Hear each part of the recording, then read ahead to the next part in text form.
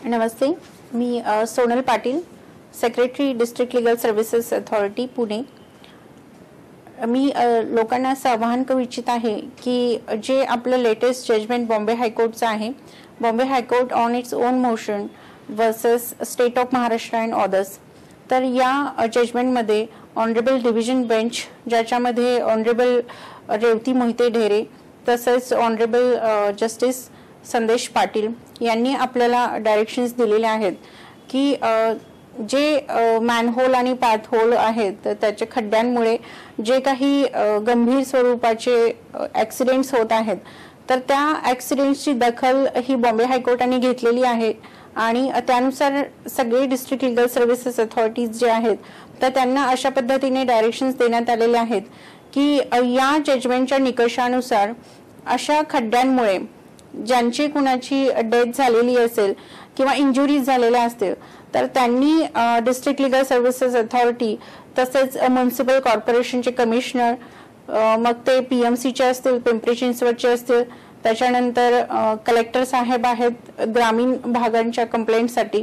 तर यांच्याकडे आणि डिस्ट्रिक्ट लीगल सर्व्हिसेस अथॉरिटी अशी यांची एक कमिटी केलेली आहे। त्यांच्याकडे कोणतीही व्यक्ती ज्याची अशा खड्ड्यांच्या कारणांमुळे इंजुरीज किंवा डेथ झालेली आहे तर ते तक्रार दाखल करू शकतात।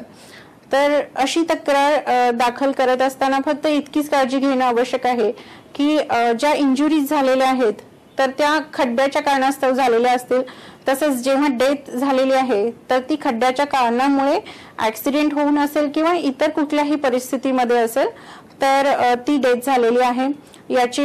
जे काही कंप्लेंट आपण दाखल केलेली असेल किंवा मेडिकल रिपोर्ट असेल तर या सर्व पुराव्यासोबत आपण एक complaint district legal services authority Pune यांच्याकडे मेलद्वारेही कळवू शकता। तसेच तुम्ही कॉर्पोरेशनचे अधिकारी आहेत किंवा कलेक्टर साहेब आहेत तर असे ज्या रस्त्यावरती तो ॲक्सिडेंट झालेला आहे तर ज्याचं ज्युरिस्डिक्शन ज्या कमिशनर ऑफिसकडे येतं तिथं तुम्ही ते कंप्लेंट दाखल करू शकता। त्याच्यानंतर दुसरा महत्त्वाचा मुद्दा याच्यामध्ये असा आहे की याचं जे कंपन्सेशन आहे ते डेथ झाल्यानंतर आपल्याला 6 लाखापर्यंतचं कंपन्सेशन आहे आणि जर इंजुरीज झालेल्या असतील तर इंजुरीज कशा प्रकारच्या झालेल्या आहेत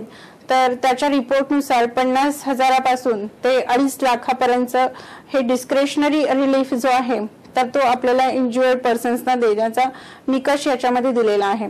तर अशा पद्धतीने ऑनरेबल जस्टिस रेवती मोहिते ढेरे आणि ऑनरेबल जस्टिस संदेश पाटील साहेब यांनी जे आपल्याला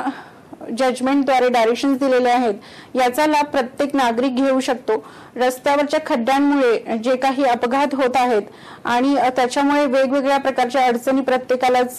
जेव्हा आपल्याला फेस कराव्या लागतात सामान्य नागरिकांना, तर याचा विचार करून हे जजमेंट देण्यात आलेलं आहे। केस अजून चालू आहे, पण एखाद्या कुणाही नागरिकाला अशा पद्धतीचा त्रास झाला असेल आणि रस्त्यावरच्या खड्ड्यांमुळे इंजुरी किंवा डेथ झाली असेल तर त्याचा पोलीस रिपोर्ट असेल, मेडिकल सर्टिफिकेट असेल, तर हे सगळं कागदपत्र घेऊन जेन्युइन केसमध्ये, खऱ्या केसेसमध्ये आपण डिस्ट्रिक्ट लीगल सर्व्हिसेस अथॉरिटी किंवा कन्सर्न जे काही PMC आहे, कलेक्टर आहे, अशा अथॉरिटीजकडे आपण आपली तक्रार नोंदवावी आणि ज्याची दखल घेतली जाईल, ज्याची इन्क्वायरी होईल आणि या जजमेंटमधील निकषांनुसार आपल्याला नक्कीच त्याचा फायदा देण्याचा प्रयत्न केला जाईल। Thank you, thanks a lot.